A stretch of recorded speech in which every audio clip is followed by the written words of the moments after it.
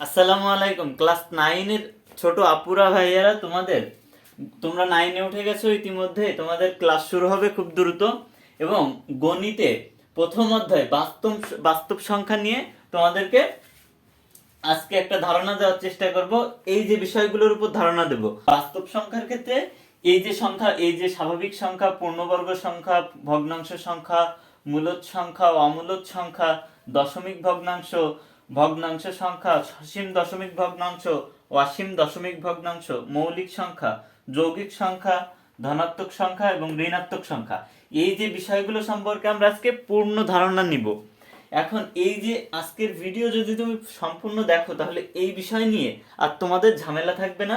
তোমাদের ক্লাসে যখন বাস্তব সংখ্যা করাবে খুব সহজেই কিন্তু তুমি বুঝতে পারবে। ঠিক আছে, তো দেখো, প্রথমত আসি আমরা স্বাভাবিক সংখ্যা কি। স্বাভাবিক সংখ্যা কি?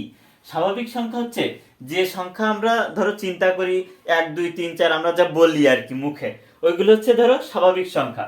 সচরাচর যেগুলো ব্যবহার করা হয় 1 2 3 4 5 6 7 8, এই যে ধরনের আমার সংখ্যাগুলো, যেমন 1 2 3 4 5 6, এই যে সংখ্যাগুলো, এই সংখ্যাগুলো কি স্বাভাবিক সংখ্যা।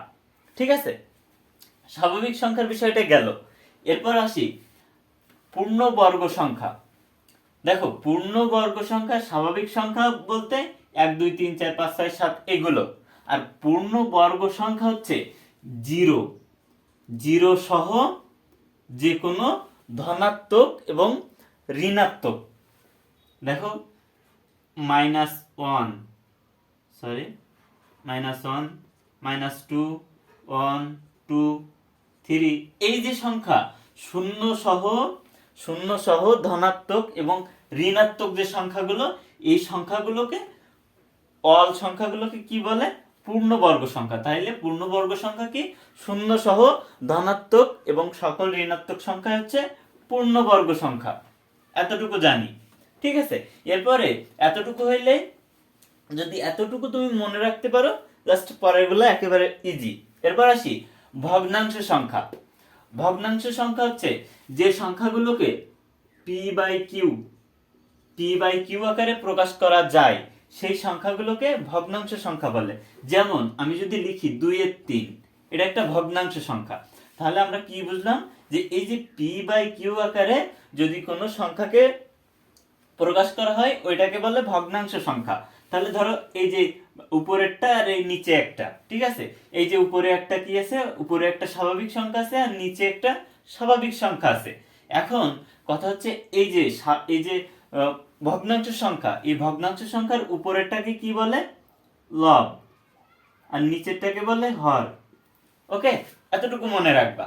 তাইলে আমাদের স্বাভাবিক সংখ্যা বুঝলাম, পূর্ণবর্গ সংখ্যা বুঝলাম, ভগ্নাংশ সংখ্যা হচ্ছে পি/কিউ আকারে যে সমস্ত সংখ্যা প্রকাশ করা হয় ওইগুলোকে বলে ভগ্নাংশ সংখ্যা। এখন আমরা আসি মূলদ সংখ্যা। মূলদ সংখ্যা কি আসলে? দেখো, এই যে ভগ্নাংশ সংখ্যা, এই যে ভগ্নাংশ সংখ্যাই কিন্তু আসলে মূলদ সংখ্যা। কারণ কি? দেখো, তবে সব ভগ্নাংশ সংখ্যা কিন্তু মূলদ সংখ্যা না।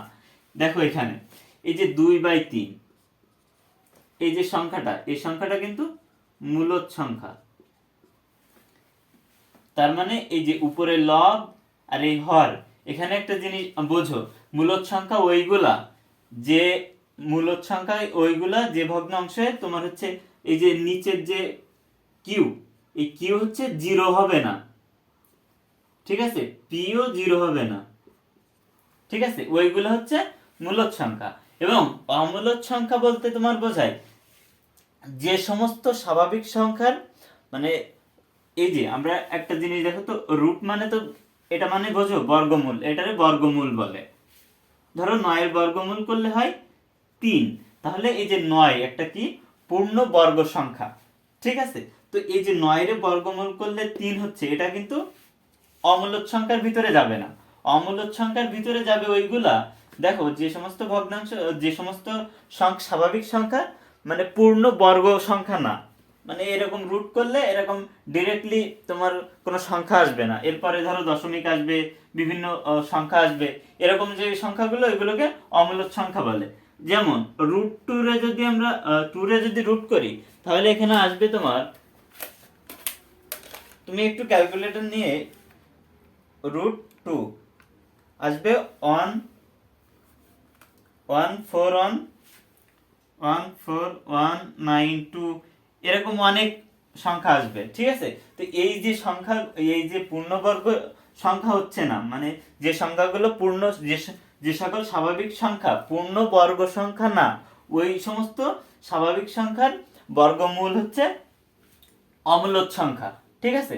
আর এই যে যখন দেখবা √2 বাই কোনো 5, √5/6 এরকম যে সংখ্যাগুলো, এগুলো কি, এগুলো হচ্ছে তোমার পূর্ণ বর্গ সংখ্যার ইয়া না, এগুলা বর্গমূল না, এই কারণে এগুলো হচ্ছে অমূলদ সংখ্যা। তার মানে এই অমূলদ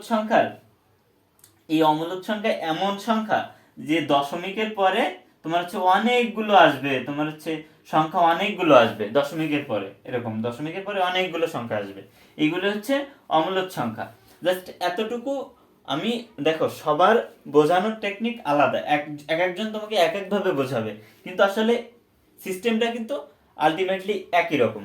ওকে, দেখো এরপরে যদি আমরা এগুলো শিখলাম, যে তোমার ভগ্নাংশ শিখলাম, এরপরে শিখলাম কি অমূলদ সংখ্যা শিখলাম, মূলদ সংখ্যা শিখলাম, এরপরে আসি দশমিক ভগ্নাংশ। দেখো এই যে ধরো তুমি 2 আর 3, এটা কি, এটা একটা ভগ্নাংশ, এটা কি, এটা একটা ভগ্নাংশ।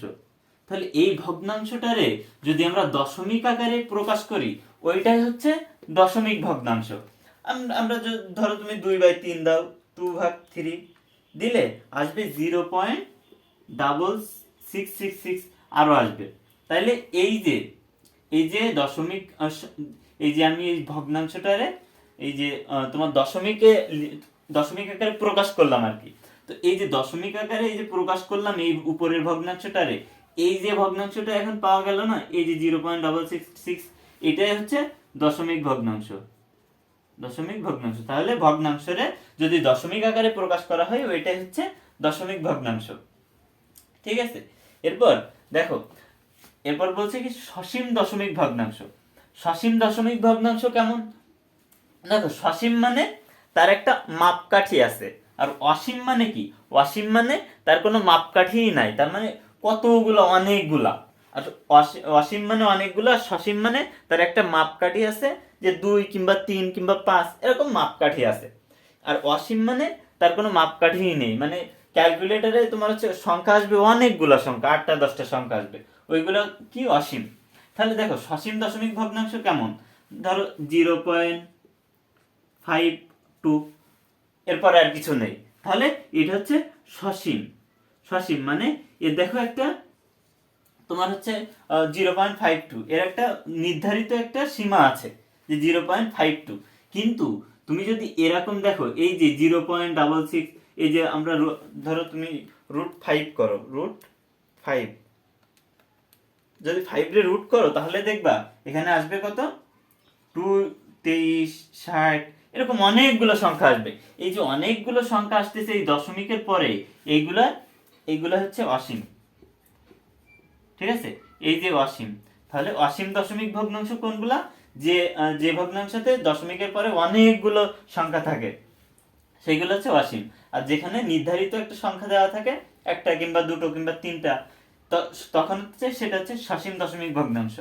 এরপরে আরেকটা জিনিস শিখবো আমরা, জোড় সংখ্যা।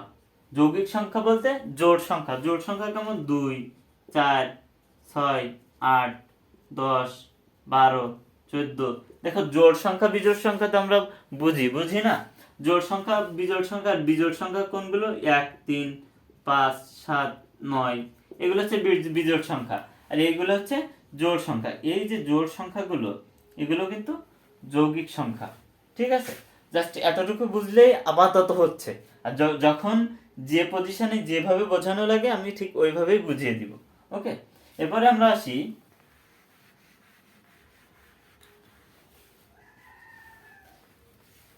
ধনাত্মক সংখ্যা।